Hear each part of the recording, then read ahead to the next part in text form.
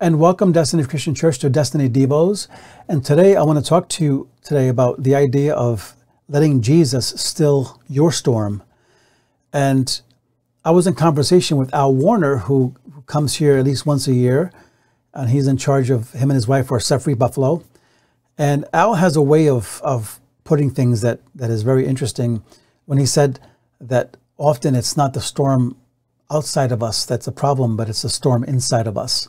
And I believe that is the issue when Jesus spoke these words in Matthew chapter 8, when he said this.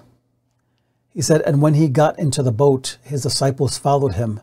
A windstorm arose on the sea, so great that the boat was being swamped by the waves, but he was asleep." And, you know, I put in parentheses there, think of today's storm, right? Some people think God is sleeping because all the horrors that are happening in the economy and the world and the war. And they went and woke him up, saying, "Lord, save us. We are perishing." And he said to them, "Why are you afraid, you of little faith?" Then he got up and rebuked the winds and the sea, and there was a dead calm. They were amazed, saying, "What sort of man is this, that even the winds and the sea obey him?" And most people, whether you're Christian or not, know this story because it's an amazing story. And it's more than just what Jesus did. It's more than about the miracle of what Jesus did, but it's about the idea of what he addresses as the problem. Notice he didn't say, "Well, you guys worried about the storm. What's wrong with you?" He said, "What's wrong with you, you of little faith?" He wasn't addressing the external fears they had of a storm. He was addressing the internal turmoil they had because of the storm. And that's why it's so important that when God allows external things to put pressure on us and storms, often those things are squeezing out of us the internal things, the internal turmoils, until we trust him. And often there's external things that happen to you and me, and external pressures and problems and struggles and all these things. And they're addressing that very core thing inside us that we don't even realize is the problem. Because often we think the problem is, well, it's this the storm, that's the problem, so let's wake up Jesus and stop the storm. He's saying, no, the problem is not the storm, the problem is in you. Because you don't know how to navigate the storm from your heart. You don't know how to trust me, that I'll deal with it. And that's why we want to talk about that today, about the idea, just for a minute, about what it means to calm that storm. Because often the problem isn't outside of us. It's the storm that is inside of us. And I heard this illustration 2 days ago. I was reading about counselors and how they look at stress in people's lives. And many counselors, it's a theory they have, but I believe it's true. They believe that, and this is my way of picturing it, your body's like a battery and it stores up stuff. In this case, your body stores up stress.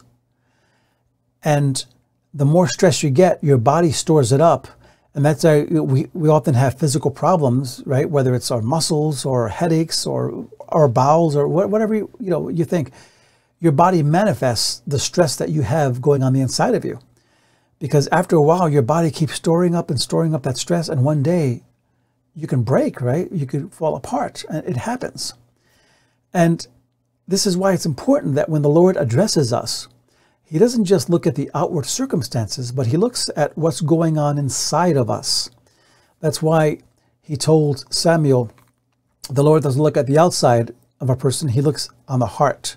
Because Samuel was looking on the strong and strapping young men, or surely that big guy can be a king. Look at him, he looks like a bruiser, man, he's awesome. And God says, no, I want the little one over there who's hiding while he's, dealing with the sheep. And so it's amazing how God sees things so differently. And even as we're praying for the war in Europe, or for Ukraine, it's just a horrendous thing.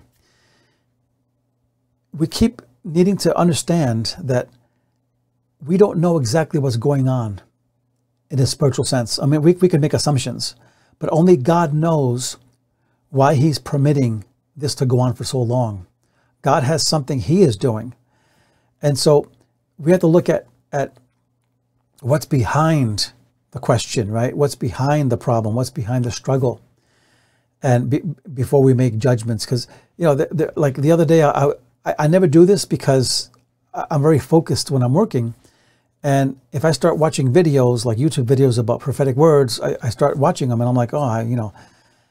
So I very rarely look at prophetic words online because there's so much weird stuff out there.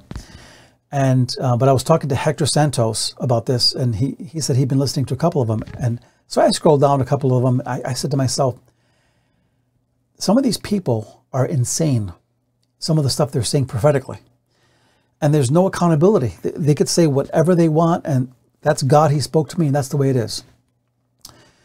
And so we have to be careful what's going on the outside of us, that it doesn't cause turmoil on the inside of us. Because some of the things they were saying are like, oh, you know, we're going to be invaded and all these things, and just real hopeless kind of things.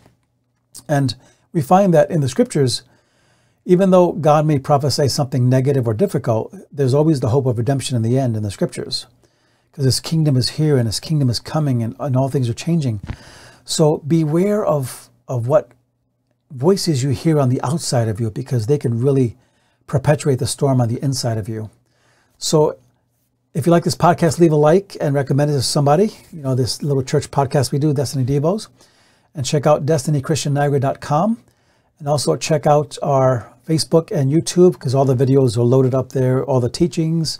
And soon we're going to have Lori on the church webpage, her podcast on It's Something with Lambs, I think, or My Sheep Know My Voice, I think it's called. But I'm excited about that, and we're trying to get that together for her. So till next time, God bless you and have a great day.